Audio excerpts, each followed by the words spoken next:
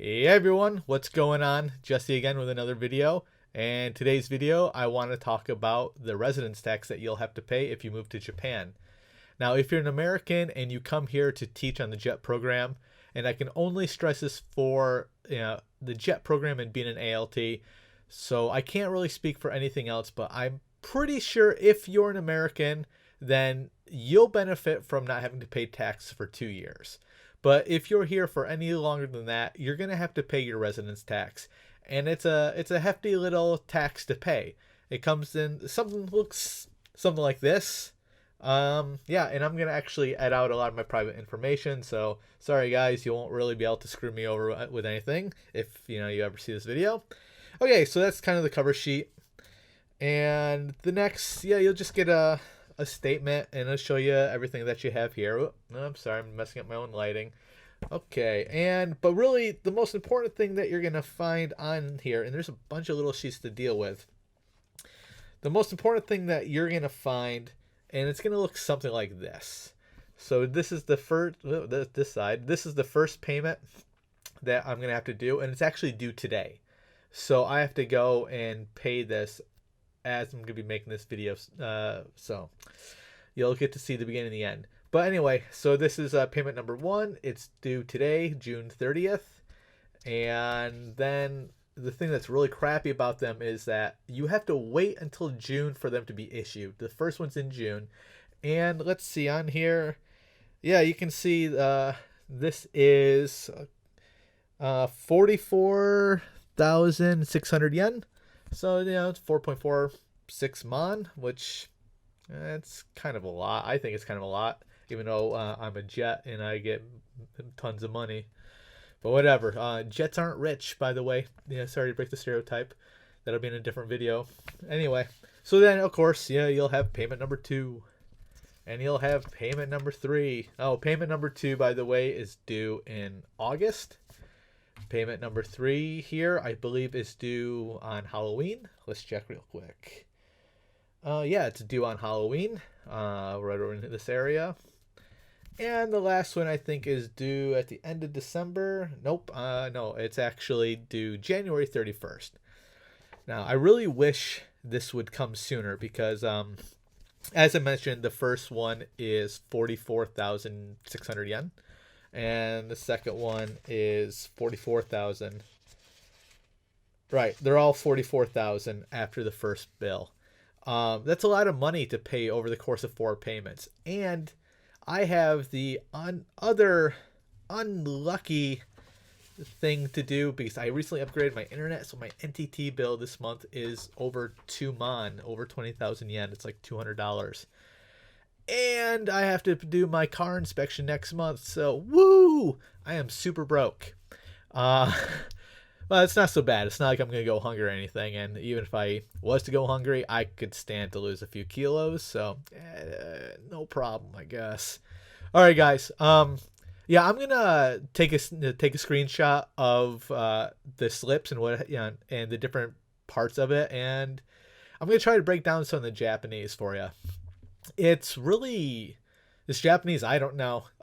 It's not normal everyday Japanese, but hell, if you're interested, you'll be able to see the breakdown of the taxes, and you'll kind of have to see, what you'll have to do when you get here. I'm not going to film me going actually into 7-Eleven to pay my bill. They get weirded out when you do stuff like that, but it's pretty simple, guys. You just go, lay down the bill, lay down your cash, they do their stamps, you'll get a portion back for the receipt. It's so simple, and I'll show you that once I make the payment. Okay, so I'm in my t-shirt from work, so I'm going to put on some a little bit nicer clothes and walk down to the Konbini. And okay, so that's going to be it for this portion of the video, but definitely stay tuned because there's more to come. All right, guys, see you in a little bit. Hey guys, welcome back to the second part of this video. So I just returned from the Konbini from paying my residence tax. And when you pay your tax, you'll receive a slip back that looks something like this. This is actually from the actual tax portion itself. It's just one of the parts that you get back. It's actually the only part you're going to get back. So yeah, this is really important. So guys, you don't want to lose this piece of paper. It's going to be really vital for the reason that I'll explain in just a moment. But because it is actually so important for, not only foreigners, but for Japanese people, when you get your residence tax in the mail, part of the packet, you'll receive this paper. And as you can see, it has the 4 sections because there's 4 payments, right? So section 1, 2, 3, and 4. So if you want, it's optional. You don't have to use this paper. I didn't use it last year, but I'm going to actually use it this year. So you're going to want to take your return portion, your receipt, and just attach it to the first portion. In fact, it even says, if you can see it here, it just tells you to apply it. It tells you to use glue and whatever else. Anyway, so you're not obligated to use it, but I do recommend using it.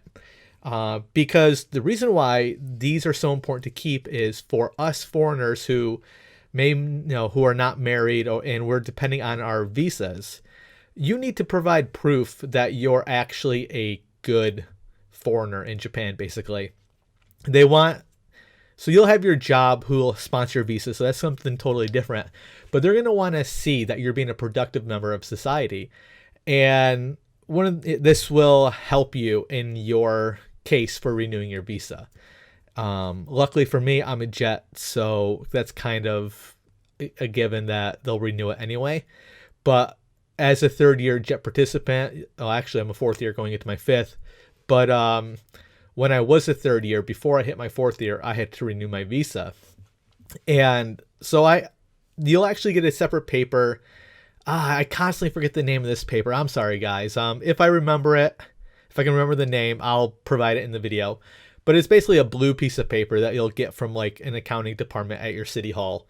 And it'll show you what you've paid for your taxes. So it's whatever. If you have that, these may not be necessary, but like everything else in Japan, it never hurts to bring it with you. More is better when it comes to doing anything in Japan. If you've lived here for a while, you know what I'm talking about. And if you haven't, you're going to find out really quick. Bureaucracy rules Japan. So everything you have that you can provide proof of is in your best interest. So, all right, guys, that's going to be it for this video. I really don't know what else to say for this video, so there's no point in rambling on. But yeah, I guess it wouldn't hurt to hold on to your receipt that shows that you actually paid it. I don't know if this would ever be useful or valid, if you ever were to lose these. But hell, you know what? Like I just said, more is better. So if you want to keep it. Just grab yourself an envelope, right? And just throw it in there. Okay, guys. So that's all for this video. Relevant Japanese. Again, I said I would include in this video. So, yep. Go down into the description box and you'll find it. And that's going to be all. Okay, guys. Stay tuned for more videos. I actually want to make a series of jet-related videos.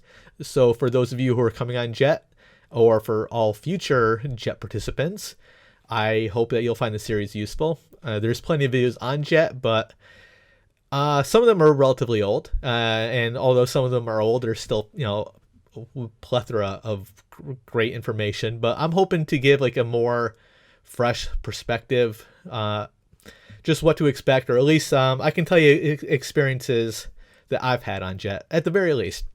And I hope you'll find them interesting. So, okay, guys, stay tuned. If you like this video, please hit the thumbs up, subscribe, help me out. Let's, get this channel growing. And I'll see you next time.